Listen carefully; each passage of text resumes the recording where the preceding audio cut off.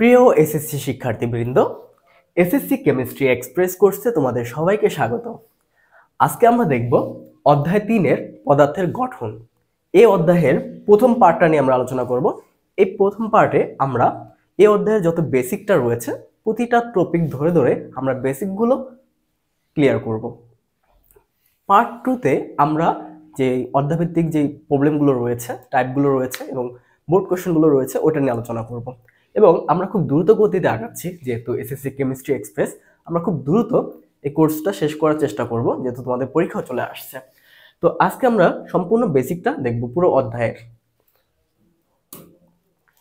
এই অধ্যায়টাকে আমি 4টা ভাগে ভাগ করছি, 4টা সাবসেকশনে ভাগ করছি। সাবসেকশন 1-এ আমরা রাখছি অণু পরমাণুর খুচরা আলাপ, যে অণু পরমাণু কি কি রয়েছে, এগুলো কিভাবে হয় এবং এদের বিষয়ে কি যত খুচরা আলাপগুলো রয়েছে প্রথম অংশে এটা করব। এটা তোমাদের জন্য খুবই জরুরি, বেসিকের জন্য। এখানে থাকবে একটু আলাদা, একটু অন্যরকম এবং তোমাদের চিন্তার বাইরে এমন কিছু বেসিক রয়েছে, ওগুলো এখানে আলাপ করব। এরপর রয়েছে সাবসেকশন 2-তে পরমাণুর মডেল। এটা তোমাদের খুবই খুবই ইম্পর্টেন্ট একটা টপিক। এই টপিক থেকে অবশ্যই কোশ্চেন করে থাকে, অধ্যায় থেকে প্রশ্ন করলে অবশ্যই এই টপিক থেকে কোশ্চেন করবে এবং এটা তোমাদের কাছে খুবই ঝামেলা মনে হয় পরমাণু মডেলগুলো মনে রাখা। এজন্য এই পরমাণু মডেলগুলো আমরা এত সুন্দরভাবে ব্যাখ্যা করব যে তোমাদের মাথায় গেঁথে যাবে, আর আমরা অ্যানিমেশনের মাধ্যমে দেখানোর চেষ্টা করবো যে মডেলগুলো কিভাবে হচ্ছে। এরপর থেকে আশা করি কখনো এই মডেল নিয়ে তোমাদের প্রায় পড়তে হবে না। এরপর দেখো ইলেকট্রন বিন্যাস। ইলেকট্রন বিন্যাসে তোমাদের প্যারাসিটামল দিয়ে দিব আজকে। ইলেকট্রন বিন্যাস নিয়ে তোমাদের এই জীবনও আর কোনো সমস্যা হবে না। এরপর দেখো আইসোটোপ। এই যে আইসোটোপগুলো রয়েছে, আইসোটোপ কি, এটার কি কি কাজ থেকে, এটা নিয়ে আলোচনা করবো। তোমাদের বইতে যা যা আছে। সাবসেকশন 1 হচ্ছে অণু পরমাণুর খুচরা আলাপ। আচ্ছা, প্রথমে চলে আসি।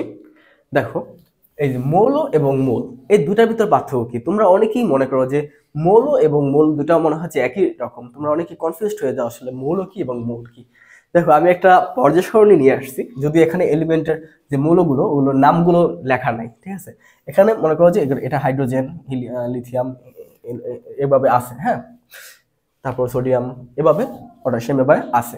এখানে শুধু আমরা একটা সিম্বলের মাধ্যমে দেখাইছি, এগুলো হচ্ছে আকৃতি অনুযায়ী বড় ছোট করে দেওয়া আছে। একটু ব্যতিক্রম ভাবে পর্যায়সারণীটা আমি উপস্থাপন করছি। এখানে মনে করো এখানে ইয়াগুলো রয়েছে, একটা হাইড্রোজেন রয়েছে, ওখানে হিলিয়াম রয়েছে, লিথিয়াম রয়েছে, এভাবে পুরো পর্যায়সারণীটা এখানে রয়েছে, যে 18টা গ্রুপ এবং যে 7টা পর্যায় রয়েছে, 6টা পর্যায় রয়েছে। আচ্ছা দেখো এই জায়গায় আমরা মৌল বলতে ওইটাকে বুঝবো।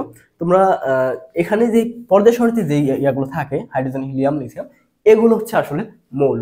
হ্যাঁ, এগুলোকে আমরা মৌল হিসেবে চিন্তা করব, যে এগুলোকে আমরা মৌল হিসেবে ডাকবো। এবং মোল হচ্ছে কি জিনিস? মোল হচ্ছে এটার পরিমাণ, যে কতগুলো অণু বা পরমাণু রয়েছে। যেমন আমরা যদি 1 মোল হাইড্রোজেন পরমাণু বলি, তাহলে আমরা বুঝবো যে ওখানে অ্যাভোগাড্রো সংখ্যক হাইড্রোজেন পরমাণু রয়েছে। আবার যদি আমরা 1 মোল অণু বলি, তাহলে বলবো যে 1 মোল অ্যাভোগাড্রো সংখ্যক অণু রয়েছে। অ্যাভোগাড্রো সংখ্যক কোনটা?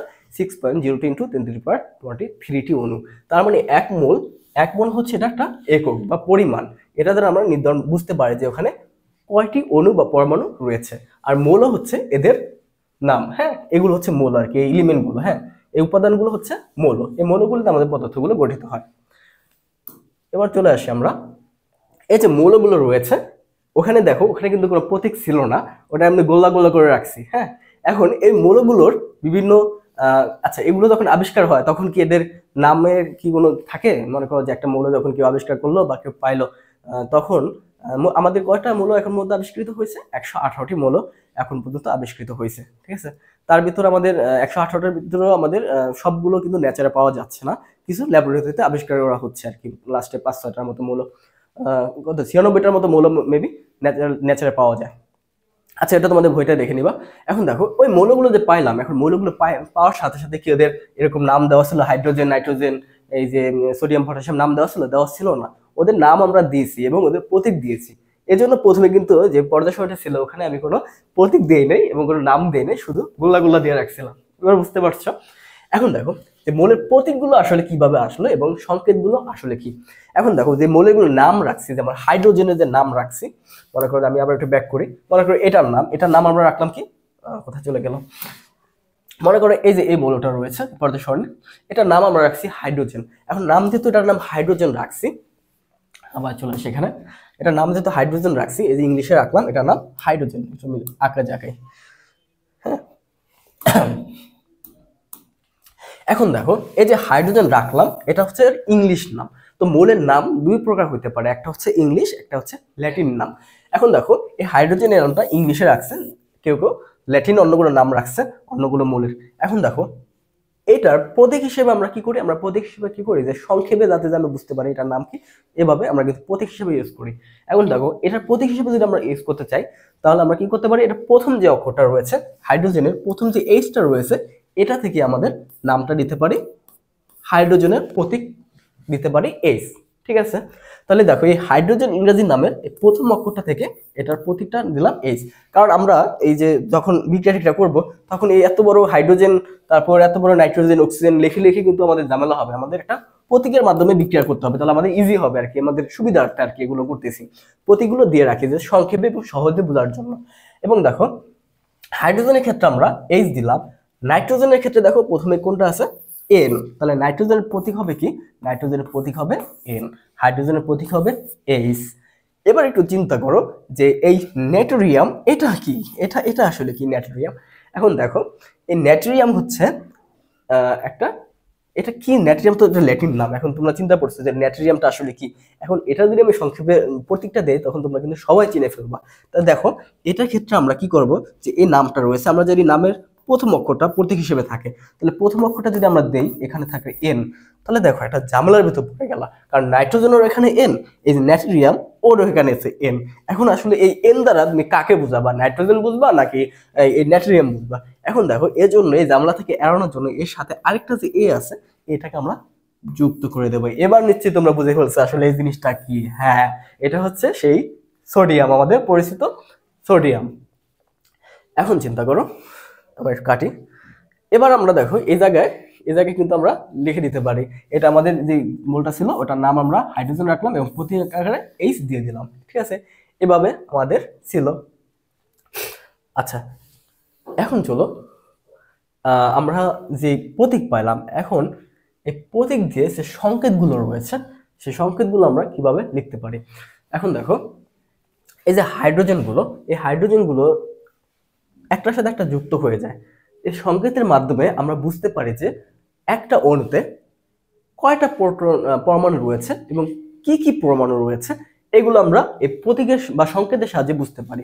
যেমন দেখো এটা হচ্ছে হাইড্রোজেনের সংকেত H2O, H2O তার মানে আমরা বলতে পারবো যে এই হাইড্রোজেনের ভিতর দুইটা এস থাকে, দুইটা হাইড্রোজেনের পরমাণু থাকে। আমি একটু লিখি তখন বুঝতে পারবো, তোমাদের কাছে হিবিজিবি মনে হচ্ছে।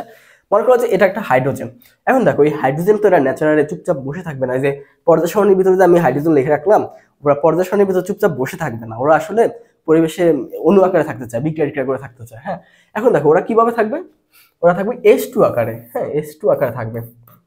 এখন এইটা হচ্ছে হাইড্রোজেন অণুর সংকেত। এখন এটা দ্বারা আমরা বুঝতে পারবো যে এখানে দুইটা হাইড্রোজেন রয়েছে, এখানে দুইটা হাইড্রোজেন পরমাণু রয়েছে, এই দুইটা হাইড্রোজেন পরমাণু মিলে হাইড্রোজেনের অণু গঠিত হয়েছে। আবার দেখো নাইট্রোজেন, এক্ষেত্রে আমরা বলতে পারবো যে নাইট্রোজেনের দুইটা নাইট্রোজেন যুক্ত হয়েছে এখানে। আবার দেখো এটা হচ্ছে পানি H2O।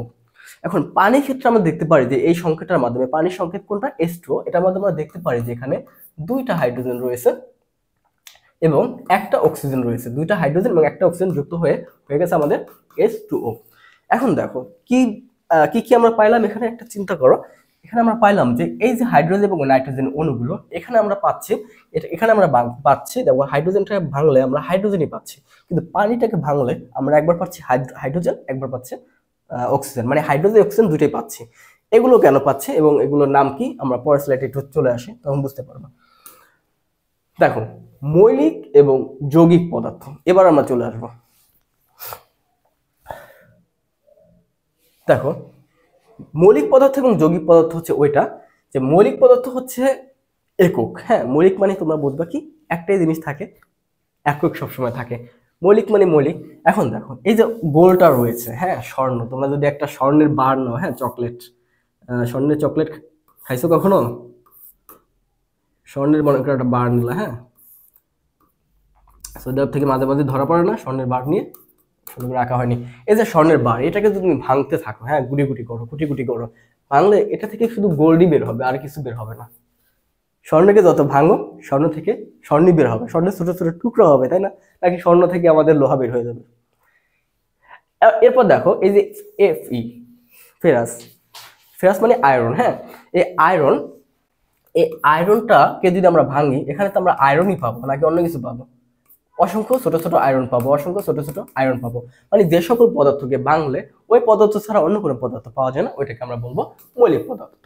এবং দেখো যেসব পদার্থকে ভাঙলে ওই পদার্থ, দেখো এখানে মনে করো যে এই H2, এটাকে যদি আমরা ভাঙি তাহলে কি কি পাওয়া যাচ্ছে? এখানে পাওয়া যাচ্ছে H2O, এখানে পাওয়া যাচ্ছে O। তাহলে মানে আমরা কি কি পাচ্ছি? আমরা দুইটা হাইড্রোজেন পাচ্ছি, একটা অক্সিজেন পাচ্ছি, দুইটা ভিন্ন ভিন্ন পরমাণু পাচ্ছি।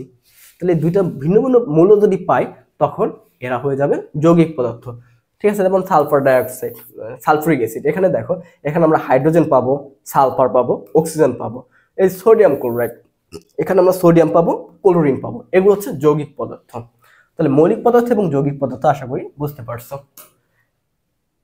এবার চলে আসছি পরমাণু এবং অণু কি, ওটা একটু আমরা ডিটেলসে দেখি। হ্যাঁ, দেখো যে এই যে পরমাণুগুলো, এগুলো হচ্ছে যখন আলাদা আলাদা থাকতেছে, একা একা থাকতেছে, এটা হচ্ছে অক্সিজেনের একটা অণু। হ্যাঁ, এটা হচ্ছে অক্সিজেনের একটা অণু। এটা হচ্ছে হাইড্রোজেনের একটা অণু, এটা হচ্ছে হাইড্রোজেনের একটা অণু। অণু হচ্ছে কি, পরমাণু হচ্ছে যে পদার্থের সবচেয়ে ক্ষুদ্রতম যেই কণিকাটা থাকে বা ক্ষুদ্রতম পদার্থ থাকে। যেমন ডেমোক্রিটাস সর্বপ্রথম এই পরমাণুর সম্পর্কে ধারণা দিয়েছিলেন, যে ও বলছিল যে একটা পদার্থকে যদি আমরা ভাঙতে থাকি, ভাঙতে ভাঙতে একসময় এমন একটা ইয়া চলে আসবে, কণা চলে আসবে, তখন ওইটাকে আমরা ভাঙতে পারবো না। আর সে ক্ষুদ্র কণাটাই হচ্ছে পরমাণু। এই পরমাণু যখন একে অপরের সাথে যুক্ত থাকে, পরমাণুগুলো কিন্তু আলাদা আলাদা থাকতে চায় না, সবসময় যুক্ত হতে চায়। কেন তা সেটা আমি ইলেকট্রোবিন্যাসী বা আবার পরের অধ্যায়গুলোতে বলবো, কারণ এটা অষ্টকপূর্ণ করতে চায়, এখন আমরা এখানে যাচ্ছি না। তো এই যে অণুগুলো, পরমাণুগুলো, এরা সবসময় যুক্ত হতে চায়। এরা যখন যুক্ত হয়ে যাবে, এরা নিজেদের সাথেও নিজেরা যুক্ত হতে পারে এবং একে অপরের সাথে যুক্ত হতে পারে। যেমন দেখো এই অক্সিজেন নিজেরা দুজনের সাথে যুক্ত হয়ে, এখানে দেখো দুইটা অক্সিজেন প্লাস অক্সিজেন, দুইটা যুক্ত হয়ে হলো অক্সিজেন 2। এটা হচ্ছে অক্সিজেনের অণু হয়ে গেল। ঠিক আছে, তো পরমাণুগুলো সবসময় অণু আকারে থাকতে চাচ্ছে।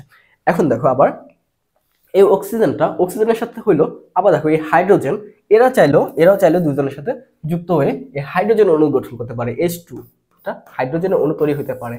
আবার দেখো এরা অন্যের সাথে যুক্ত হতে পারে, মনে করো যে অক্সিজেনের সাথে যুক্ত হবে, দুজন মিলে অক্সিজেনের সাথে যুক্ত হয়ে, যেমন অক্সিজেনের সাথে দুইটা হাইড্রোজেন যুক্ত হয়ে গেল আমাদের H2O, পানি হয়ে গেল। ঠিক আছে, তাহলে এগুলো হচ্ছে আমাদের পরমাণুগুলো, এগুলো মূলত যুক্ত হয়ে এই অণু হচ্ছে। এবার আমরা পরের স্লাইডে চলে আসি। আমরা খুব দ্রুত আগাচ্ছি, কারণ আমরা চাচ্ছি যে খুব তাড়াতাড়ি কোর্সটা শেষ করতে, এবং শুধু তাড়াতাড়ি কোর্সটা শেষ করলে হবে না, তোমাদের যেন বুঝিয়ে দিতে পারি। হ্যাঁ, আমরা যে তাড়াতাড়ি শেষ করছি তার মানে এ নয় যে তোমাদের কোনো কিছু ফাঁকি ঝুঁকি দিয়ে চলে যাচ্ছে, আমাদের প্রতিটা টপিক ধরে ধরে কিন্তু পড়িয়ে যাচ্ছি, বুঝিয়ে যাচ্ছি। এবার দেখো পরমাণুর ভিতরে যে কণিকাগুলো থাকে, তো একটা পরমাণু, আমরা এতগুলো অণু পরমাণু এগুলো আমরা দেখছি। এখন এই অণু বা এই পরমাণুগুলো, এটা ভিতরে কি আছে? আমরা যদি একটা পরমাণু ধরি, মনে করো যে এই একটা পরমাণু নিলাম। হ্যাঁ, এটা হচ্ছে কার পরমাণু হতে পারে? লিথিয়াম হতে পারে, লিথিয়াম না বেরিলিয়াম, বোরন হতে পারে। আচ্ছা দেখো এটা 4 আছে। এখন দেখো এই যে পরমাণুটা রয়েছে, এই পরমাণুটার ভিতরে কি কি থাকে? এই পরমাণুটার ভিতরে আমাদের থাকে হচ্ছে প্রোটন, পজিটিভ চার্জ থাকে প্রোটন, আমরা জানি প্রোটন থাকতে পারে। আর থাকবে হচ্ছে নিউট্রন, প্রোটনকে আমরা পি দ্বারা প্রকাশ করি, আর থাকে নিউট্রন। এটা হচ্ছে নিউক্লিয়াস, একটা পরমাণুর কেন্দ্রে থাকে নিউক্লিয়াস, এটা আমরা রাদারফোর্ড মডেলে পড়বো। কেন্দ্রে থাকে নিউক্লিয়াস, এবং এই যে সাথে থাকে আমাদের নিউট্রন, এনগুলো থাকে, এটা হচ্ছে চার্জ বিহীন, এগুলো হচ্ছে থাকে। আর এই যে এগুলো থাকে, এগুলো হচ্ছে আমাদের ইলেকট্রনগুলো। হ্যাঁ, ইলেকট্রনগুলো এভাবে আসলে থাকে, আমরা যে ইলেকট্রনগুলো দেই, আসলে ইলেকট্রনগুলো এরকম মেঘের মতো চারপাশে আর কি থাকে, ইলেকট্রনগুলো চারপাশে মেঘের মতো ভাসতে থাকে একটা পরমাণুর ভিতরে, কিন্তু আমরা বোঝানোর জন্য আমরা এরকম করি। আচ্ছা দেখো আমরা এটা একটু দেখি, দেখো ওইটাই আছে, এখানে প্রোটনগুলো রয়েছে পজিটিভ চার্জ, এটা নিউট্রন যেহেতু আমাদের খালি, এবং এখানে দেখো এই ইলেকট্রনগুলো এই বিভিন্ন কক্ষপথে ঘুরতেছে, এটা প্রথম কক্ষপথ, এটা দ্বিতীয় কক্ষপথ, ইলেকট্রনগুলো রয়েছে। তাহলে একটা পরমাণুর ভিতরে মূলত কি কি থাকে? একটা পরমাণুর ভিতরে থাকে ইলেকট্রন, প্রোটন এবং নিউট্রন, এই জিনিসগুলো পরমাণুর ভিতরে থাকে। এখন দেখো এই যে পরমাণুগুলো থাকে, এই কণিকাগুলো থাকে, এদের চার্জ কত আমরা যদি বলি, যে পি প্রোটনটা রয়েছে, এই প্রোটনের চার্জ কত? প্রোটনের চার্জ হচ্ছে প্লাস 1.67 ইন্টু 10⁻19 কুলুম। এটা হচ্ছে প্রোটনের চার্জ। আচ্ছা, এবার দেখো ইলেকট্রনের চার্জ কত? ইলেকট্রনের চার্জ হচ্ছে -1.67 10⁻19 কুলম। এখন দেখো এই নিউট্রনের চার্জ কত? তাহলে নিউট্রনের চার্জ হচ্ছে 0, কারণ ওর কোনো চার্জ নাই। এখন দেখো এগুলো হচ্ছে ওদের চার্জ, একটা প্রোটন বা নিউট্রনের এই পরিমাণ আধান থাকে বা চার্জ থাকে। এখন দেখো এগুলো একটু হিবিজিবি লাগে আমাদের, কারণ এই 1.6719 কুলম মানে একটু হিবিজিবি লাগে, এগুলো খুবই ক্ষুদ্র। হ্যাঁ, -19, তার মানে বুঝতে পারছো যে এটার সামনে 19টা শূন্য যদি দাও তাহলে যেটা হয় ওইটা হবে এই সংখ্যাটা। তো এগুলো আমাদের হিসাব নিকাশ করতে খুব ঝামেলা হচ্ছে, এই জন্য আমরা সবসময় আপেক্ষিকতা চিন্তা করি। হ্যাঁ, মানে এটাকে আমরা 1 ধরে নিয়ে দেবো, এটাকে আমরা 1 ধরবো, +1।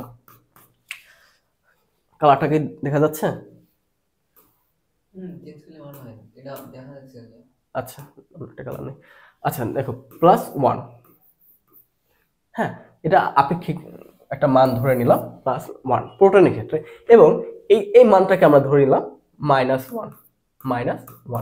তাহলে দেখো প্রোটনের চার্জ আমরা নিলাম +1 আর ইলেকট্রন চার্জ ধরলাম -1। এটা হচ্ছে আপেক্ষিকভাবে। কিন্তু প্রকৃত যে চার্জটা আছে সেটা হচ্ছে এটা, আর নিউট্রনের চার্জটা হচ্ছে আমরা 0 ধরে নিই। নিউট্রনটা n, এটা হচ্ছে প্রোটন, এটা হচ্ছে ইলেকট্রন। আচ্ছা, এটা তো হলো। আমরা একটু এগুলো মুছে দিই। হ্যাঁ, মুছে দিই এগুলো। এখন দেখো এই চার্জগুলো পাইলাম, এখন এই যে কণাগুলো রয়েছে যে ভর কত? মনে করো যে এই যে ইলেকট্রন প্রোটনগুলো রয়েছে, এই যে প্রোটন, এই প্রোটনের ভর কত? একটা প্রোটনের ভর হবে 1.673 ইন্টু 10⁻24 গ্রাম। এটা হচ্ছে একটা প্রোটনের ভর, ঠিক আছে? তো একটা ইলেকট্রনের ভর কত? একটা ইলেকট্রনের ভর হচ্ছে প্রোটনের ভর যেটা আছে, আমরা নিউটনের ভরটা নিয়ে একটু চিন্তা করি। আচ্ছা আচ্ছা, দেখো নিউটনের ভর হচ্ছে, প্রোটনের ভর বলে নিউটনের ভর হচ্ছে এটা থেকে একটু বেশি, 675 ইন্টু 10⁻24 গ্রাম। এখন দেখো এই জায়গায় কি একটা ঝামেলা হচ্ছে, এই জায়গায় ঝামেলাটা হচ্ছে দেখো এখানে কিন্তু দেখো -24 গ্রাম। তার মানে কি বুঝতে পারছো? মানে এটার আগে 24টা শূন্য, এখন 24টা শূন্য দিয়ে এটা পড়তে মানে কি একটা হিবিজিবি ব্যাপার। হ্যাঁ, এর জন্য আমরা আপেক্ষিকভাবে ধরে নেই, এটার ভর ধরে নিলাম আমরা 1, এটার ভর ধরে নিলাম আমরা 1, ঠিক আছে? যেহেতু একটু বেশি ওটা আমরা গণায় ধরবো না, আপেক্ষিক ক্ষেত্রে আমরা সবই ধরতে পারি। আবার একটা দেখো, আপেক্ষিক ক্ষেত্রে আমরা সবই ধরতে পারি, সবই আপেক্ষিকতা, তাই নাকি? রিপন ভিডিও যদি হতো তাহলে কি হতো? এটাই আপেক্ষিকতা। আচ্ছা, এখন দেখো ইলেকট্রনের ক্ষেত্রে কি হয়, অন্য একটা কালার নেই। ইলেকট্রনের ক্ষেত্রে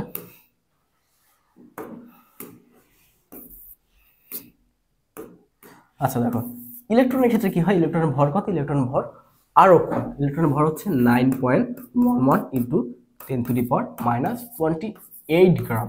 দেখো এর ভর আরো কম, মানে 28টা শূন্য, এর আগে 28টা শূন্য যদি হয়, এর ভর এত কম যে আমরা এগুলো যেহেতু 1 ধরছি, এটার ভর ধরে নিব 0, ঠিক আছে? তার মানে এই ইলেকট্রনের ভরকে আমরা 0 করে দিয়েছি। তাহলে মনে রাখবা প্রোটনের ভর হচ্ছে 1, নিউট্রনের ভর হচ্ছে 1 এবং ইলেকট্রনের ভর হচ্ছে 0। এই হচ্ছে বিষয়।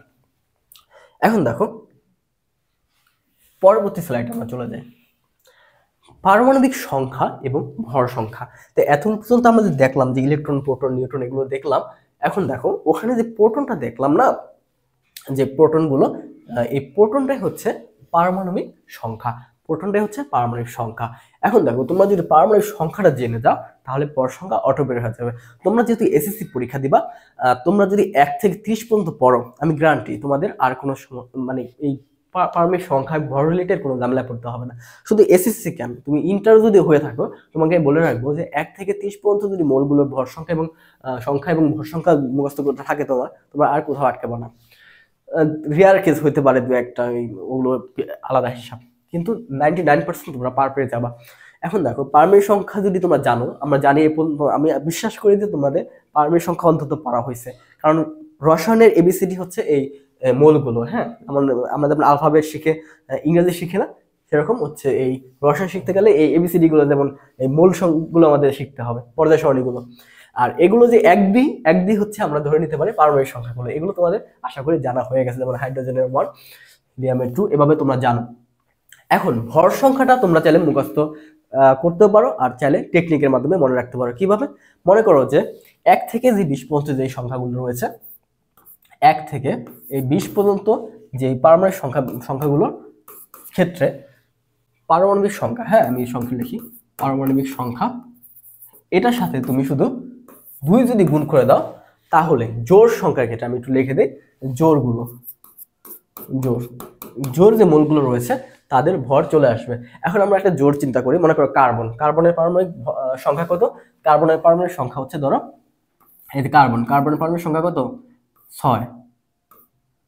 6টি। হ্যাঁ, তাহলে এর ভর কত? কার্বনের ভর হবে 12 দুগুণী 14। তাহলে আমরা 6 গুণ 2 দেই, সরি 6 গুণ 2 দেই সমান 12। তার মানে কার্বনের পারমাণবিক ভর হচ্ছে 12। এভাবে 1 থেকে 20 পর্যন্ত তোমরা হচ্ছে জোড় সংখ্যাগুলো 2 দিয়ে গুণ করে পেয়ে যাবা।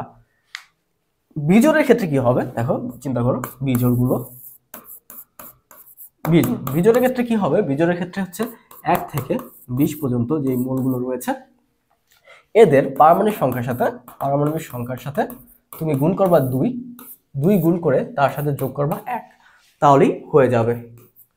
ঠিক আছে, আমরা কোনটা নিতে পারি? মনে করো যে সোডিয়াম নিতে পারি। সোডিয়ামের পারমাণবিক ভর কত হবে? মনে করো সোডিয়ামের ক্ষেত্রে সোডিয়ামের কত আমরা জানি 11। সোডিয়াম যদি হয় 11, তাহলে এর পারমাণবিক ভর কত হবে? 11 গুণ 2 যোগ 1 কত হয়? 11 দুগুণী 22 যোগ 1, তার মানে সোডিয়ামের পারমাণবিক ভর হচ্ছে 23। বের হয়ে গেছে। এরপর দেখো, আমরা যদি এটা একটু করে দিই, রিমুভ করে দিই,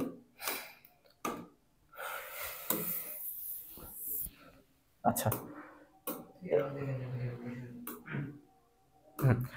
এরপর দেখো যে 20 থেকে 30 পর্যন্ত যেটা থাকে, 20 থেকে 30 পর্যন্ত থাকে, এটা তোমরা করতে পারো।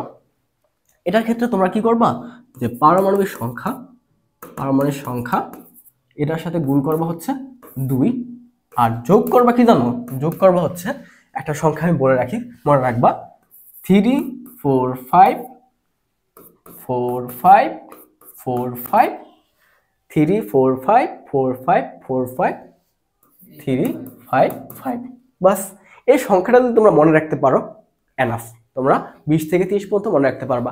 মনে করো যে আমাদের স্ক্যান্ডিয়াম, হ্যাঁ স্ক্যান্ডিয়াম কত? স্ক্যান্ডিয়াম হচ্ছে 21 পারমাণবিক সংখ্যা। এখন দেখো স্ক্যান্ডিয়ামের ক্ষেত্রে আমরা কিভাবে বার করবো? এই 21 গুণ করবো 2 দ্বারা, 21 2 দ্বারা গুণ করে যোগ করবো কত? স্ক্যান্ডিয়াম কত প্রথমে না, তাহলে এটা হবে স্ক্যান্ডিয়ামের ক্ষেত্রে। স্ক্যান্ডিয়ামে কত? 3 যোগ করতে হবে। এখন দেখো তাহলে 21 দুগুণী কত? 42। 21 দুগুণী 42, তার সাথে 3 যোগ করে হয় 45। তাহলে দেখো স্ক্যান্ডিয়ামের পারমাণবিক ভর হচ্ছে 45। তোমরা এভাবে পারমাণবিক সংখ্যা থেকে পারমাণবিক ভর বের করতে পারবা 1 থেকে 30 পর্যন্ত। তোমরা যদি 1 থেকে 30 পর্যন্ত পড়ো, আমি তোমাদের গ্যারান্টি দিলাম যে তোমাদের আটকাইবা না। যদি স্যাররা খুব মানে কি বলবো, তোমাদের প্রতি যদি খুবই অসন্তুষ্ট হয়, তাহলে এর বাইরে তোমাদের কোশ্চেন করবে। পরের প্রশ্নে চলে যাই। দেখো আমাদের সাবসেকশন 1 কমপ্লিট হলো, তোমাদের কনগ্রাচুলেশন, সাবসেকশন 1 তোমরা পড়ে ফেলছো।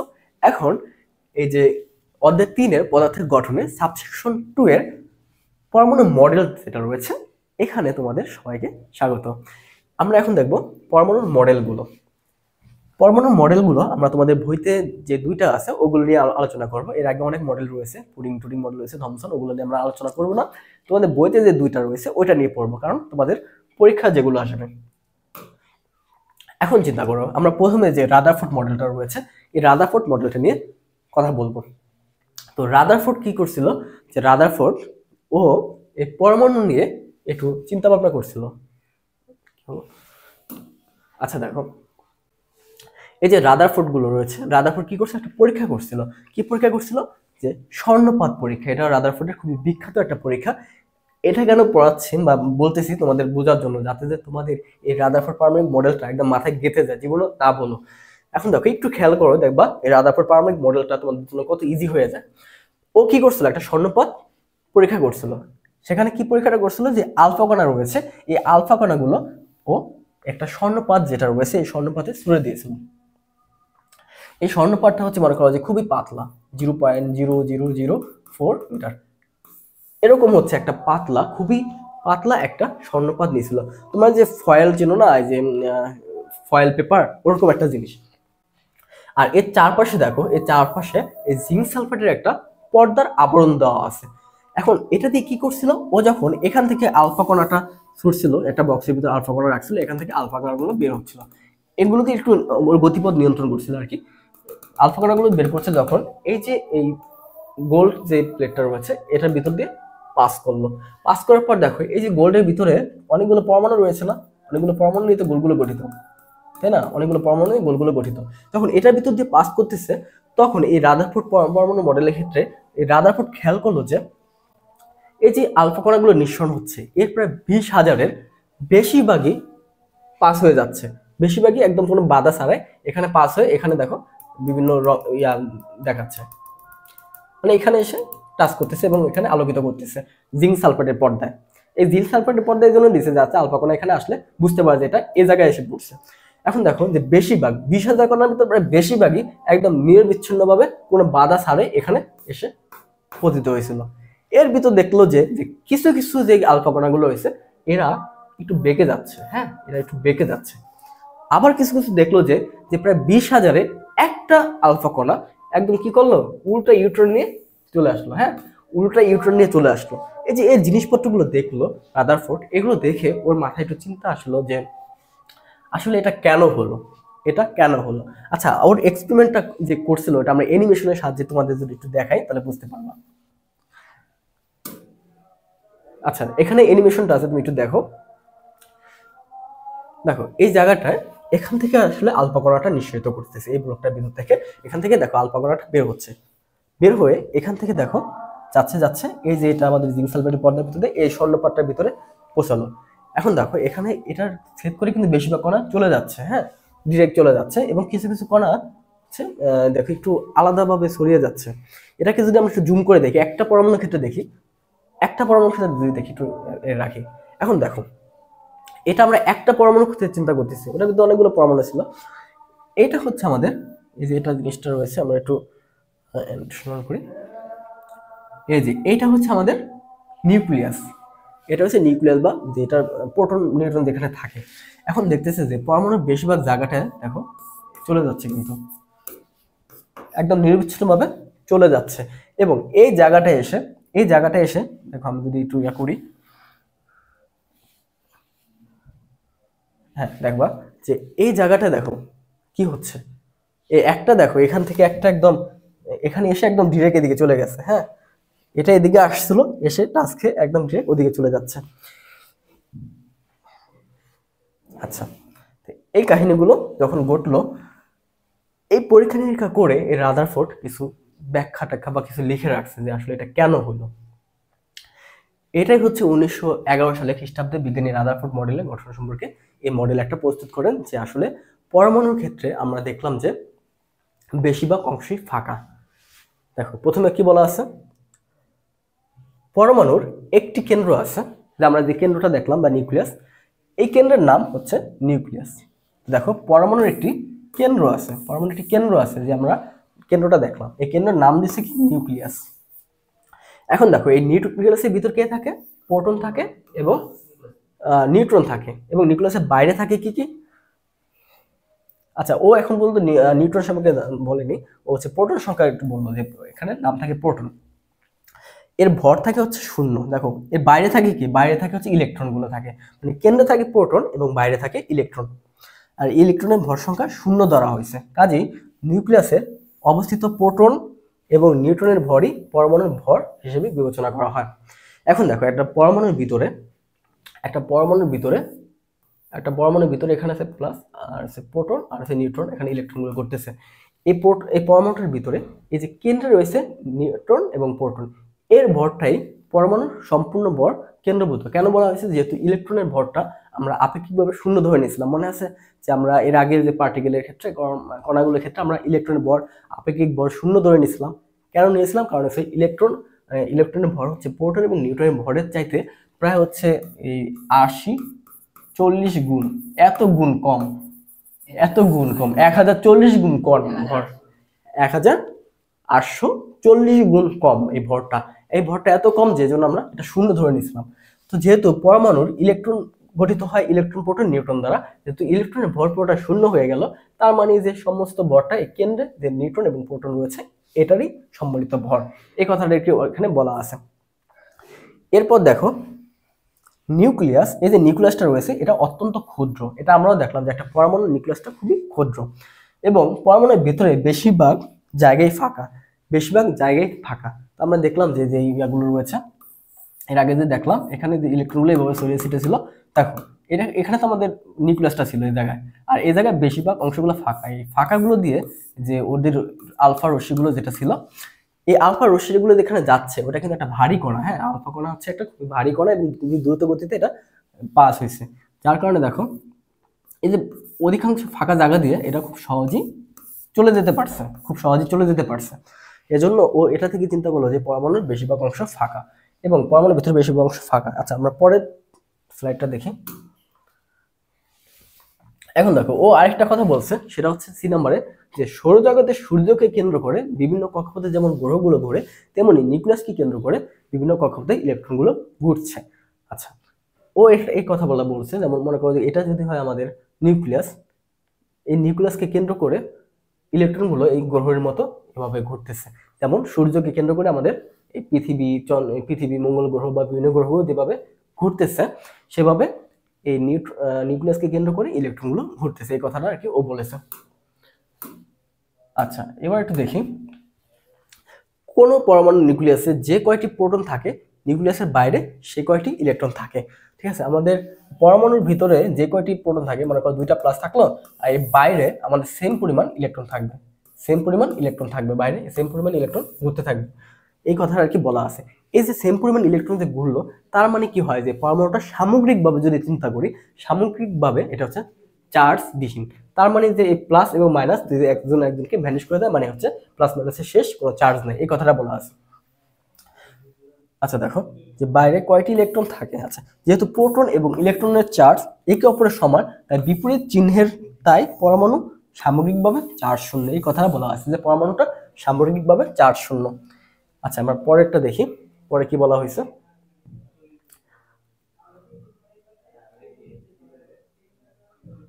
আচ্ছা এখন দেখো এখানে কি রয়েছে, ধনাত্মক চার্জবাহী যে নিউক্লিয়াসের প্রতি ঋণাত্মক চার্জবাহী ইলেকট্রনের যে এক প্রকার আকর্ষণ থাকে বল অনুভব করে, এই আকর্ষণ বলকে কেন্দ্রমুখী বল বলা হয়েছে এবং এই কেন্দ্রমুখী বলের কারণেই পৃথিবী যেরকম সূর্যের চারদিকে ঘুরছে, ইলেকট্রন সেরকম নিউক্লিয়াসের চারপাশে ঘুরছে। একটা জিনিস চিন্তা করো, মনে করো যে আমাদের এই সূর্যটা এখানে রয়েছে, সূর্যটা রয়েছে, এখন এই সূর্যের চারপাশ দিয়ে আমাদের একটা গ্রহ যেতে নিয়েছিল, মনে করো যে একটা আমাদের পৃথিবীটা যাচ্ছিল, এখন এই সূর্যটা কি করছে, ওকে আকর্ষণ করতেছে একটা। আমরা জানি যে আমাদের মহাবিশ্বে একে অপরকে মাধ্যাকর্ষণ যে বলটা রয়েছে, এই মহাকর্ষ বল দ্বারা একে অপরকে আকর্ষণ করতেছে, তাই না? মহাকর্ষ বল দ্বারা আকর্ষণ করতেছে, মনে করে পৃথিবীটা রয়েছে, একে ও আকর্ষণ করতেছে। এখন পৃথিবীটা যাচ্ছে এদিকে আর ও আকর্ষণ করতেছে এদিকে, এখন লব্ধি বলটা কি হবে, দুইটার মাঝখান দিয়ে এদিকে হয়ে যাবে। আর যখন এখানে যাচ্ছে তখন ও আবার আকর্ষণ করতেছে, তারপর লব্ধি বলটা আরেকটু দিকে হয়ে যাবে, আবার আকর্ষণ করতেছে, লব্ধি বলটা আবার একটু হয়ে যাবে, আবার আকর্ষণ করতেছে, এভাবে হয়ে যাবে। তা আস্তে আস্তে কি হবে, ও একটা বৃত্তাকার পথে ঘোরা শুরু করবে। তো পৃথিবীটা এভাবেই কিন্তু সূর্যের চারপাশে ঘোরা শুরু করছে। হ্যাঁ, এখন পৃথিবীটা যেভাবে সূর্যের চারপাশে ঘোরা শুরু করছে, ঠিক একইভাবে এখানে একটা যে আকর্ষণ বলটা রয়েছে, মাধ্যাকর্ষণ বলটা রয়েছে, এই আকর্ষণ বলটার সাথে তুলনা করছে যে পরমাণুর যে পজিটিভ চার্জটা রয়েছে, দেখো মুছে দিই এটা, দেখো পরমাণুর যে পজিটিভ যে চার্জটা রয়েছে, এই পজিটিভ চার্জটা এই নেগেটিভ চার্জটাকে একটা আকর্ষণ করবে, তাই না? একটা আকর্ষণ করবে। এই যে আকর্ষণ যে করতেছে একে অপরকে, এই আকর্ষণ করতেছে, আর এটা হচ্ছে এদিকে চলতেছে। এখন দেখো এটা এদিকে ছুটছে, এটা এদিকে আকর্ষণ করছে, যার কারণে এটা হচ্ছে একটা বৃত্তাকার পথে ঘুরতে থাকবে, এই কথাটাই বলা আছে। যে সূর্য যেরকম সূর্যের চারপাশে যার দিকে যেরকম গ্রহগুলো ঘুরতেছে, ঠিক একইভাবে নিউক্লিয়াসের চারপাশে ইলেকট্রনগুলো ঘুরতেছে। কেন? একটা কেন্দ্রমুখী বলের কারণে। আচ্ছা এখন দেখো রাদারফোর্ডের পরমাণু মডেলটা তো আমরা পড়ে ফেললাম। এখন এই মডেলের কিছু সীমাবদ্ধতা রয়েছে। কি কি সীমাবদ্ধতা রয়েছে? এক নম্বরে হচ্ছে, আমি একটু বলে দিই, এই মডেলে ইলেকট্রন কক্ষপথের আকার সম্পর্কে ধারণা দেয়নি। হ্যাঁ, কক্ষপথের আকার যে একটা বলছে যে একটা কক্ষপথে যে ঘুরবে, কিন্তু এই কক্ষপথের আকারটা কিরকম সেটা সম্পর্কে কোনো ধারণা দেয়নি। আবার বলছে দেখো ভুল ধরছে কি, আমরা সবাই হচ্ছে ভুল ধরার ওস্তাদ। হ্যাঁ, আমরা নিজেরা কিছু পারি আর না পারি, অন্য যে কি করছে ওটা ভুল ধরার ওস্তাদ। তো রাদারফোর্ড একটা কাজ করছে, ও নিউক্লিয়াস টিউলিয়াস অনেক কিছু আবিষ্কার করেছে, কিন্তু বিজ্ঞানীরা পড়ে গেছে ওর ভুল ধরার ক্ষেত্রে। এখন দেখো কি কি ভুল ধরছে। সৌরজগতে সূর্য এবং গ্রহগুলো সামগ্রিকভাবে কোনো আধান বা চার্জ নাই, এটা একটা ভুল ধরছে। হ্যাঁ, তো কিন্তু পরমাণুর ইলেকট্রন এবং নিউক্লিয়াসের আধানে চার্জ আছে। দেখো কি ভুল ধরছে। হ্যাঁ, গ্রহগুলো চার্জ নেই, কিন্তু ইলেকট্রন এবং প্রোটনগুলো চার্জ আছে, এটা একটা ভুল ধরছে ওরা। আবার দেখো কি ধরছে, কাজেই চার্জহীন সূর্য এবং গ্রহগুলোর সাথে চার্জযুক্ত নিউক্লিয়াসের তুলনা করা আসলে ঠিক হয়নি, এটা হচ্ছে ওদের ভুল ধরা। আবার দেখো একের অধিক ইলেকট্রন বিশিষ্ট পরমাণুতে ইলেকট্রনগুলো কিভাবে নিউক্লিয়াসের চারদিকে পরিভ্রমণ করবে তার কোনো ধারণা এই মডেল দেয়নি। আসলে রাদারফোর্ডের মডেলটা ছিল আমাদের যে একটা ইলেকট্রনের ক্ষেত্রে প্রযোজ্য ছিল। আচ্ছা, আমরা পরের স্লাইডে চলে যাই। এখন দেখো আরেকটা ভুল কি ধরছে। দেখো আরেকটা ভুল ধরছে যে ম্যাক্সওয়েল নামে একটা লোক ছিল, ও তথ্য দিছিল যে ওর তথ্য অনুসারে যে কোনো কিছু যে ঘটতে থাকে তা ও ক্রমান্বয়ে শক্তি হারাতে থাকবে, ক্রমান্বয়ে শক্তি হারাতে হারাতে একসময় একসময় একদম কেন্দ্রে এসে পৌঁছে যাবে। এখন দেখো এই তত্ত্ব অনুসারে ইলেকট্রন নিউক্লিয়াসকে কেন্দ্র করে ঘূর্ণনের সময় ক্রমাগত শক্তি হারাতে থাকবে। ক্রমাগত শক্তি হারানোর ফলে ইলেকট্রনগুলো ঘূর্ণনের পথও ছোট হতে থাকবে এবং এক সময় সেটি নিউক্লিয়াসের উপর পতিত হবে। দেখো এই যে ইলেকট্রনটা ঘুরতেছে, এই ঘুরতে ঘুরতে কিন্তু শক্তি বিকিরণ করতেছে। শক্তিটা হচ্ছে বিকিরণ করবে কিভাবে, মনে করো যে ফোটন আকারে রেডিয়েট হয়ে চলে যাবে বা আলো আলো হয়ে চলে যাবে। এই যে এভাবে চলতে চলতে শক্তিটা যেহেতু বিকিরণ হচ্ছে আর ওকে যেহেতু কেন্দ্র দিয়ে টানতেছে, এই টানার কারণে ও আস্তে আস্তে কক্ষপথগুলো ছোট করতে করতে করতে করতে একসময় এখানে পতিত হবে। এখানে যদি পতিত হয়ে যায়, এখানে আছে কি প্লাস, আর ওইটা আসলে কি মাইনাস, প্লাসে মাইনাসে যুক্ত হয়ে কি এলিমেন্টটাই ধ্বংস হয়ে যাবে, মানে পুরো পরমাণুটাই মডেলটাই আর কি এখানে স্থায়িত্ব থাকতেছে না। এখন দেখো কিন্তু প্রকৃতিতে সেটা ঘটে না, মানে এই মডেল অনুযায়ী, মানে এই তথ্য অনুযায়ী এটা ঘটার কথা ছিল কিন্তু আসলে ঘটে না, তার মানে রাদারফোর্ডের মডেলটি সঠিক নয়, এই ভুলগুলো ধরছিল। হ্যাঁ, এখন আমরা দেখি বোর মডেল কি করছিল, এটা একটু দেখি। আচ্ছা, রাদারফোর্ড মডেলটা খুবই গুরুত্বপূর্ণ, একটু কথা বলে নেই। তোমরা রাদারফোর্ড মডেলগুলো একটু ভালোভাবে পড়ার চেষ্টা করবা, মানে এটা থেকে প্রচুর পরিমাণ সিকিউ আসে, কারণ এটা হচ্ছে পরমাণুর প্রথম মডেল এবং এই মডেলটায় সবার প্রথমে নিউক্লিয়াস আবিষ্কার করছে কিন্তু রাদারফোর্ড পরীক্ষা নিরীক্ষার মাধ্যমে। এজন্য এই মডেলটাকে নিউক্লিয়ার মডেলও বলা হয়। আবার যে এই মডেলটা যে সৌরজগতের সাথে তুলনা করছে, এই জন্য এটাকে সোলার মডেলও বলা হয়। তো রাদারফোর্ড মডেলটা খুবই গুরুত্বপূর্ণ। এবার দেখো এটার সাথে একটু আপডেট মডেল যেটা রয়েছে সেটা হচ্ছে বোরস পরমাণু মডেল। এখন বোর কি করছে, রাদারফোর্ড পরমাণু মডেলের যে সীমাবদ্ধতাগুলো আছে ওগুলো একটু চিন্তা ভাবনা করে ও একটা মডেল দাঁড় করেছে। দেখো ওর মডেলটা কি আমরা একটু দেখি।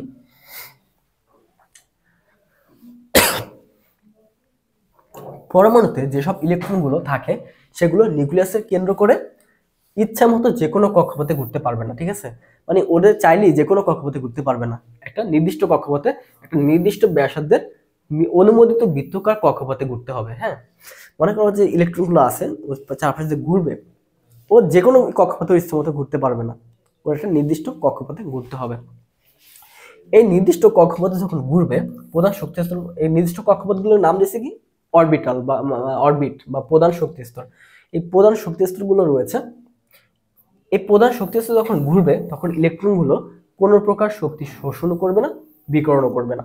মনে করো যে রাদারফোর্ড পরমাণু মডেলে কি সমস্যা ছিল, ধরছে যে ইলেকট্রনগুলো যখন এখানে ঘুরতেছে তখন শক্তি বিকরণ করে, কিন্তু বোর বলছে যে ওরা একটা নির্দিষ্ট কক্ষপথে ঘুরবে, এই কক্ষপথে ঘোরার সময় ওরা কি করবে না, কোনো প্রকার শক্তি শোষণও করবে না, শক্তি বর্জনও করবে না। মানে তার মানে শক্তি হারাবে না, শক্তি না হারালে ওরা চিরকাল ঘুরতে থাকবে, যেহেতু কোনো শক্তি হারাচ্ছে না এই কক্ষপথে চিরকাল ঘুরতে থাকবে। এখন এই যে শক্তিপথগুলো রয়েছে, এই যে শক্তি স্তরগুলো রয়েছে, এদের ওরা নাম দিয়েছে, প্রথমটাকে নাম দিয়েছে 1, দ্বিতীয়টাকে নাম দিয়েছে 2, তৃতীয়টাকে নাম দিয়েছে 3। মানে এই শক্তি স্তরকে এন দ্বারা প্রকাশ করা হয়, এই শক্তি স্তরকে কি দ্বারা প্রকাশ করা হয়, এন দ্বারা প্রকাশ করা হয়। আর এন এর মান 1 2 3 4, প্রথমটা 1 2 3 এভাবে যতগুলো শক্তি স্তর আছে এভাবে করা হচ্ছে। দেখো এবং আরো কিছু কাজ করছে, এই যে 1 এর মান আমরা আবার অ্যালফাবেট দিয়ে প্রকাশ করা যাচ্ছে, এখানে কে দ্বারা কে, এম এন এল এভাবে প্রকাশ করছে, আসলে একই। কে এর মান 1, এল এর মান হচ্ছে 2, এম এর মান 3, এভাবে আর কি এটা চিহ্নিত করছে। আচ্ছা, এখন আমরা পরেরটা দেখি। এখানে কি করছে দেখো, বোর পরমাণু মডেল অনুসারে কোনো শক্তি স্তর ইলেকট্রনগুলো যখন কণিকভাবে ঘুরতেছে, ইলেকট্রনগুলো ঘুরতেছে, তার একটা কণিক ভরবেগ থাকবে। আমরা জানি, দেখো আমরা জানি, মনে করো যে একটা বস্তু যদি ঘুরতে থাকে, হ্যাঁ মানে সরল রাস্তা একটা বস্তু যদি চলে, হ্যাঁ মনে করো একটা সাইকেল চলতেছে,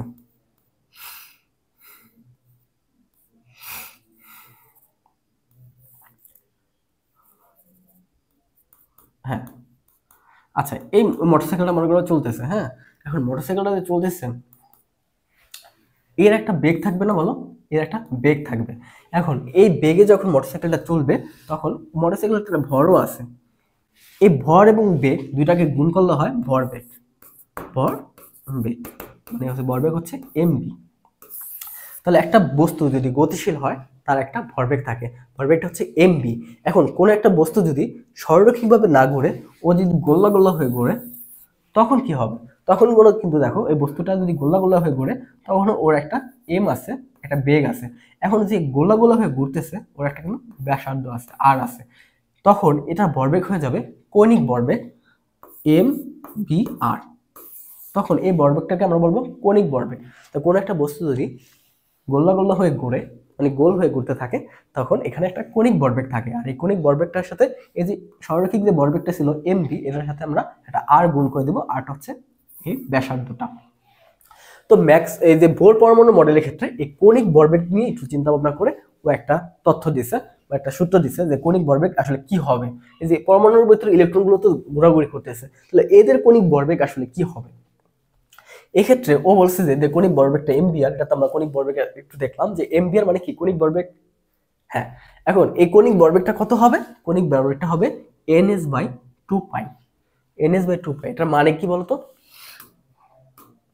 এই যে এনএস বাই 2 পাইটা এটার মানে হচ্ছে যে এন মানে হচ্ছে এই শক্তি স্তরগুলো, এই যে শক্তি স্তরগুলো, হ্যাঁ এগুলো হচ্ছে এন, এটা হচ্ছে এন এর মান কত 1, এটা হচ্ছে এন এর মান কত 2, বা আমরা যদি এভাবে চিন্তা করি এটা কে, এটা এল, এবার চিন্তা করি এক্সেল বা কে এল এম এন এভাবে ছিল।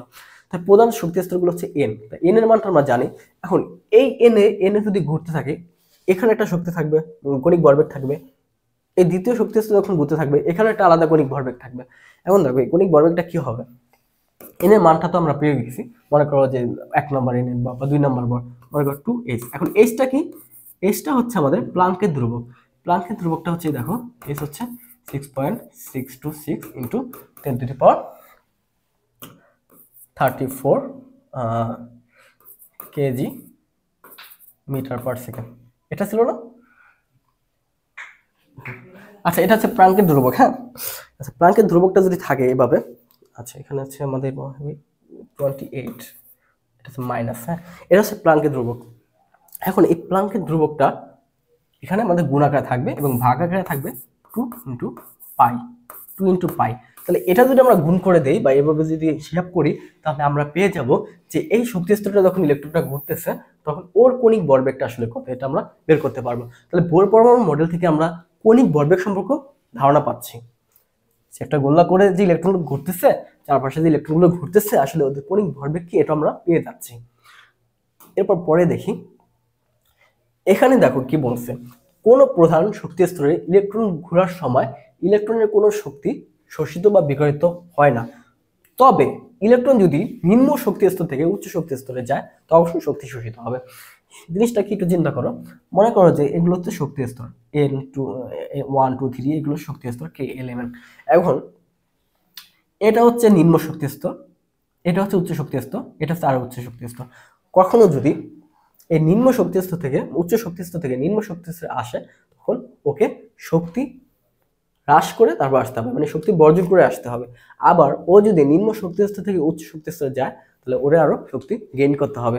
মনে করো এই সিঁড়িগুলো হচ্ছে এক একটা স্ট্যাটাস, ঠিক আছে, মনে করো যে সিঁড়িগুলো একটা স্ট্যাটাস, মনে করো তোমরা যে সিঁড়িতে উঠলা, আপার নিচতল নিচের সিঁড়িটা তারপরে সিঁড়িটা, তাহলে নিচের সিঁড়িতে যারা থাকে তাদের শক্তি অনেক কম, তখন উপরের সিঁড়িতে ওঠে তাদের শক্তি অনেক বেশি। এখন নিচের সিঁড়িতে যারা আছে তারা চাইলেই উপর সিঁড়িতে আসতে পারবে না, কারণ কি উপর সিঁড়িতে হচ্ছে শক্তি অনেক বেশি, ওরা ওখানে টিকতে পারবে না। তাহলে উপর সিঁড়িতে যেতে হলে ওদের অবশ্যই শক্তি নিয়ে যেতে হবে, ওদের সমান সমান হতে হবে, লেভেলে যেতে হবে।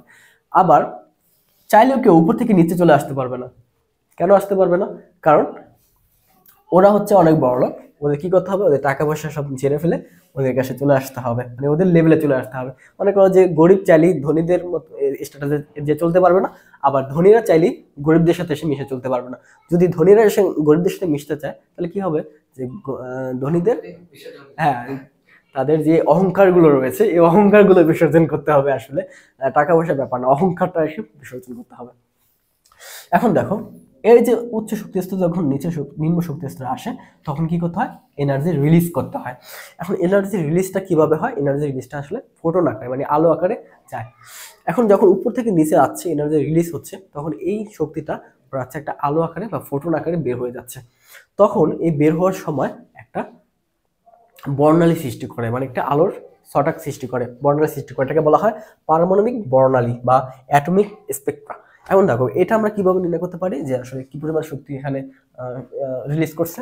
তখন আমরা এটাকে দেখো, এই যে বর্ণালীটা, যে আলোটা রয়েছে এটাকে যদি আমরা প্রিজমের ভিতর দিই তখন এটা এই কালারগুলো শো করবে। আসলে এটার ভিতরে কয়টা ব্যান্ড রয়েছে এটা তোমাকে বলি, তুমি বুঝতে পারবে না।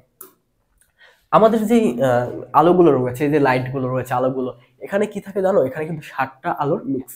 এখানে বেনু আশোকলা পড়ছো না, যে রংধনুর 7টা কালার, এই 7টা কালারের মিশ্রণ হয়ে কিন্তু এই সাদা কালারটা আসে। সাদা কালারটা আসলে 7টা কালারের মিশ্রণ। এখন এই সাদা কালারটাকে যদি তুমি একটা প্রিজমের ভিতর দাও তখন ওইটা এই 7টা কালারটা আলাদা আলাদা করে বের হবে। আমাদের আমাদের যে দৃশ্যমান আলো তরঙ্গ দৈর্ঘ্য রয়েছে, এটা হচ্ছে যে ন্যানোমিটারটা রয়েছে, এটা হচ্ছে আমার কত হয় 380 ন্যানোমিটার থেকে 680 ন্যানোমিটার। এই এই এই রেঞ্জের ভিতরে হচ্ছে আমরা আলোগুলো দেখতে পাই। এর আগের আলোগুলো আমরা দেখতে পাই না, পরের আলোগুলো আমরা দেখতে পাই না। তো এখানে শুরু হয় কি, বেগুনি দিয়ে শুরু হয়, এখানে মানে লাল দিয়ে শেষ হয়, বেনু আসো কলা। এখন দেখো এই যে প্রতিটা আলোর, যেমন বেগুনি, লাল, হলুদ, সবুজ, এই প্রতিটা আলোরই এক একটা নির্দিষ্ট তরঙ্গ দৈর্ঘ্য রয়েছে, নির্দিষ্ট তরঙ্গ দৈর্ঘ্য রয়েছে। যখনই দেখবা যে এখানে ইয়াগুলো এটা যায়, বর্ণালীগুলো যদি চলে যায় প্রিজম দিয়ে, যদি এই আলোটা আমরা এখানে প্রিজমে পাস করি তখন দেখবো যে ওই তরঙ্গ দৈর্ঘ্যটা মিসিং। তার মানে হচ্ছে ওই পরিমাণ শক্তিটাও হচ্ছে অ্যাবজর্ব করতেছে বা রিলিজ করতেছে। এখন দেখো এই যে শক্তিটা শোষিত হচ্ছে বা বিকৃত হচ্ছে, এটা কি পরিমাণে, পরিমাণটা কিভাবে নির্ণয় করবো, এক্ষেত্রে ও একটা সূত্র দিতে। দেখো আমরা সূত্র আমরা এমএল জানি যে এনার্জি শক্তি পার্থক্যটা, আমি একটা হিসাব করে দেখাই তোমাকে। এই যে এখান থেকে মনে করো যে এই জায়গায় আসবে কি পরিমাণ শক্তি পার্থক্য, এখানে একটা শক্তি রয়েছে, মনে করো যে এটা হচ্ছে E1, আর এখানে একটা শক্তি রয়েছে E2। এই দুজনের ভিতরে শক্তির পার্থক্য কত? দেখো আমি আরেকটা কালার নেই, এটা হচ্ছে E1 আর এটা হচ্ছে ধরো এই দুটা আমি হিসাব করব E2। এখন দেখো এই দুজনের ভিতরে শক্তির পার্থক্য কত, এটা যদি আমরা হিসাব করি, যেমন E2 থেকে যদি আমরা হিসাব করি, E2 থেকে E1 বাদ দিতে হবে, তাহলে এটা হচ্ছে শক্তির পার্থক্য, বা আমরা ডেল ই করতে পারি। এই শক্তির পার্থক্যটা বাদ দিতে হবে, কারণ এদের ভিতরে যে বিভেদটা রয়েছে, এই পার্থক্যটা রয়েছে, এটা সমান সমান করে তারপর ওদের নিচতলে আসতে হবে। এখন দেখো এটা হবে এইচ মিউ, ঠিক আছে, এটা হচ্ছে এইচ মিউ। এই মিউটা হচ্ছে কম্পাঙ্ক, হ্যাঁ, এই মিউটা হচ্ছে কম্পাঙ্ক। এইচ এর সাথে, এইচটা হচ্ছে প্লাঙ্কের ধ্রুবক, আমরা জানি আগে থেকেই। এর সাথে এই দেখো মিউ, মিউ বাই কম্পাঙ্ক, আমরা কম্পাঙ্ক ইকুয়ালটা আমরা আরেকটা জানি যে কম্পাঙ্ককে আমরা মিউ দ্বারা যদি প্রকাশ করি, এটাকে আমরা 1/c/ল্যামডা, যেটা দেখো এই মিউ ইকুয়াল টু বা কম্পাঙ্কটা এটা হচ্ছে c/ল্যামডা, এটার যে মানটা। তাহলে আমরা দেখো এই মিউর পরিবর্তে আমরা c/ল্যামডা বসাতে পারি। এগুলো হচ্ছে তোমাদের পদার্থবিজ্ঞান বইতে রয়েছে, যে আলোর যে অধ্যায়গুলো রয়েছে, সপ্তম অধ্যায় বা আলোর অধ্যায়গুলো, ওখানে কিন্তু এই জিনিসটা সুন্দরভাবে ব্যাখ্যা করা আছে। যে তরঙ্গের যে একটা অধ্যায় রয়েছে তোমাদের পদার্থবিজ্ঞানে সপ্তম অধ্যায়, ওখানে দেখবা এই যে এই আলো টালো কম্পাঙ্ক, তারপর হচ্ছে এই তরঙ্গ দৈর্ঘ্য, এসব নিয়ে বলা আছে। আচ্ছা এই ল্যামডাটা কি, ল্যামডা হচ্ছে তরঙ্গ দৈর্ঘ্য। তারপর আমি বলে দিই, মনে করো যে এই যে আলোগুলো যাচ্ছে, আলোগুলো আসলে এইভাবে তরঙ্গ আকারে কিন্তু যাচ্ছে, আলোগুলো, হ্যাঁ, আলোগুলো তরঙ্গ আকারে যাচ্ছে। এই যে আলোগুলো তরঙ্গ আকারে যাচ্ছে, খুবই ছোট ছোট তরঙ্গ আকারে যাচ্ছে, আমরা কিন্তু দেখি না। এই তরঙ্গ, এই যে দুই প্রান্তে যে ইয়েটা আছে, দৈর্ঘ্যটা আছে, এটা হচ্ছে ল্যামডা, এটা হচ্ছে তরঙ্গ দৈর্ঘ্য। তো এই তরঙ্গ দৈর্ঘ্যটা আর হচ্ছে এই সিটা আসলে কি, এই সিটা হচ্ছে আলোর বেগ, সিটা হচ্ছে আলোর বেগ। এই আলোর বেগ কত আমরা জানি, 3.8 × 10⁸ 3 × 10⁸ আলোর বেগ, এই পরিমাণ আলোর বেগ। তাহলে আমরা দেখো এখানে প্লাঙ্কের ধ্রুবকটা আমরা মুখস্থ আছে, সির মানটা মুখস্থ আছে। আমরা যদি এই যে ল্যামডাটা পেয়ে যাই, তরঙ্গ দৈর্ঘ্যটা পেয়ে যাই, তাহলে কিন্তু আমরা কি পরিমাণ শক্তি শোষিত হয়েছে সেটা পেয়ে যাই। এখন এই ল্যামডাটা কিভাবে বের করবো? এই যে আমি বলছিলাম না, মনে আছে যে স্পেকট্রামটা, এই যে এটা, আমরা যখন আলোটা এটার ভিতর প্রবেশ করাবো তখন দেখবো যে কোন তরঙ্গ দৈর্ঘ্যের আলোটা মিসিং, মানে এখানে বেগুনি আসল কলার ভিতরে সবুজ হলুদ কোন কালারটা আমাদের নাই। এখন ওই কালারটা হচ্ছে তরঙ্গ দৈর্ঘ্য কত, মানে নির্দিষ্ট তরঙ্গ দৈর্ঘ্যের জন্য নির্দিষ্ট কালার হয়। যেমন বেগুনি হচ্ছে 380 থেকে সম্ভবত 420 ন্যানোমিটার, এই তরঙ্গের ভিতর থাকে। সঠিকটা আমি জানি না, মনে নেই এখন, তোমরা একটু দেখে নিও। তো এই তরঙ্গ দৈর্ঘ্যের কালারটা যেটা মিসিং হবে ওই তরঙ্গ দৈর্ঘ্যটা আমরা এখানে গুণ করে দিব। এভাবে আমরা নির্ণয় করতে পারি যে আসলে কত শক্তি রিলিজ হচ্ছে এবং কত শক্তি অ্যাবজর্ব হচ্ছে, এভাবে আমরা দেখতে পারি। আচ্ছা, এবার কি বলা আছে, বর্ণালী দেওয়া হলো, বোর মডেলটা মোটামুটি শেষ। এবার আমরা একটু চিন্তা করি বোর পরমাণু মডেলের সাফল্য কি কি কি সাফল্য রয়েছে, ওরা এত কিছু দিচ্ছে, ওদের সাফল্য কি। দেখো রাদারফোর্ড বলছিল যে সৌরজগতে সূর্যকে কেন্দ্র করে উপগ্রহগুলো যেভাবে ঘুরে এভাবে ঘুরতেছে, তেমন নিউক্লিয়াসকে কেন্দ্র করে ঘুরছে। কিন্তু এখানে ইলেকট্রনগুলো শক্তি স্তরের আকার সম্পর্কে কোনো ধারণা দেয়নি, যে ধারণাটা এই বোর পারমাণবিক মডেলে দেওয়া হয়েছে। কারণ বোর পারমাণবিক মডেল বলছিল যে বৃত্তাকার আকারে ঘুরতে থাকে। এখন এই জায়গাটা যে রাদারফোর্ডে ভুল ধরছে, এখন আমার কাছে মনে হচ্ছে এটা আসলে ভুল না। কারণ রাদারফোর্ড তো বলেই দিয়েছে যে গ্রহগুলো যেভাবে ঘোরে ইলেকট্রনগুলো সেভাবে ঘোরে। আচ্ছা, এখন গ্রহগুলো কিভাবে ঘোরে, এখন সেটা যদি তোমরা না জানো, মানে তার বিজ্ঞানীদের না জানে, এখন এটা ভুল ধরার কোনো মানে হয়?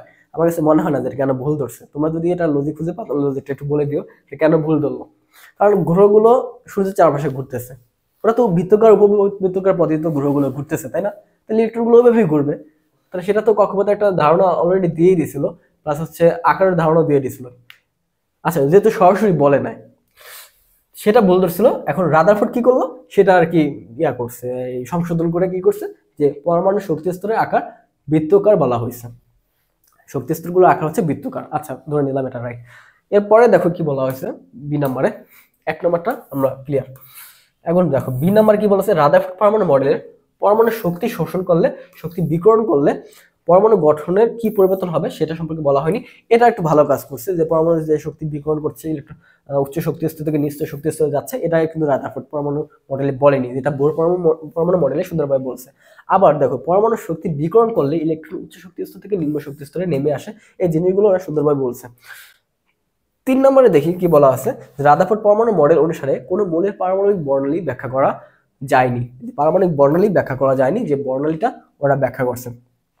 তাহলে এই ক্ষেত্রে সফলতার ক্ষেত্রে তুমি মনে রাখবা যে কি কি করছে, শক্তি স্তর আকার সম্পর্কে ধারণা নিছে, যেমন কি আকার, আকার হচ্ছে গোলাকার, ঠিক আছে, বৃত্তাকার বা গোলাকার, এই একটা পয়েন্ট মনে রাখবা, এটা হচ্ছে সাফল্য।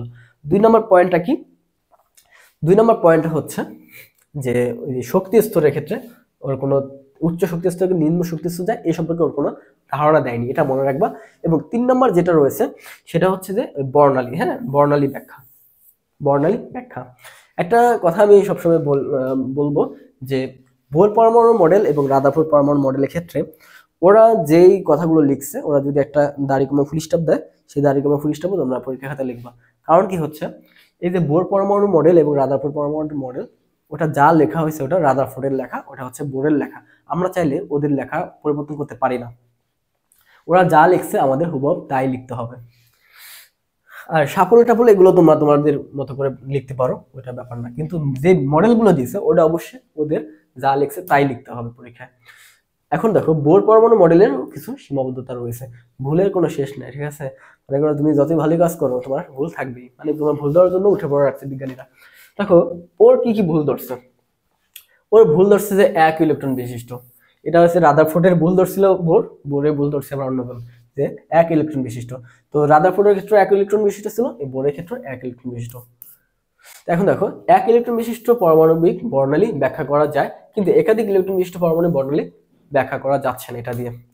পরে দেখবো যে বোর পারমাণবিক মডেল অনুসারে এক শক্তিস্তর থেকে আরেক শক্তিস্তর ইলেকট্রন অন্য শক্তিস্তরে গমন করলে পারমাণবিক বর্ণালী সৃষ্টি করে একটি মাত্র রেখা পাবার কথা।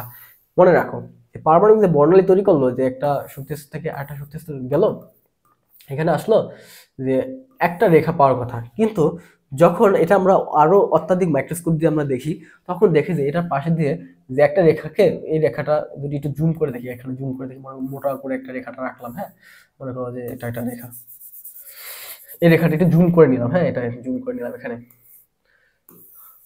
এখন দেখো এই রেখাটার ভিতরে আবার সূক্ষ্ম কিছু রেখা তৈরি হয়, মনে করো যে রেখাটা আর অনেকগুলো সূক্ষ্ম রেখাগুলো দিয়ে গঠিত রেখাটা, মানে একটা রেখা যাচ্ছে কিন্তু ওই রেখাটা আবার অনেকগুলো সূক্ষ্ম রেখা দ্বারা গঠিত। এখন এটা কেন হয়, এই জিনিসটা হচ্ছে ওরা ব্যাখ্যা করেনি। দেখো প্রতিটি রেখা কেন অনেকগুলো ক্ষুদ্র ক্ষুদ্র রেখার সমষ্টি হয়, এই বোর পরমাণু মডেল অনুসারে এটা ব্যাখ্যা দেওয়া যায়নি। আবার বলছে কি, বোর পরমাণু মডেলের অনুসারে পরমাণু শুধু বৃত্তাকার কক্ষপথের কথা বলা বিদ্যমান, কিন্তু প্রমাণিত হয় যে, দেখো প্রমাণিত হয় যে পরমাণুগুলো, ইলেকট্রনগুলো শুধু বৃত্তাকার কক্ষপথে নয়, উপবৃত্তাকার পথও গড়ে।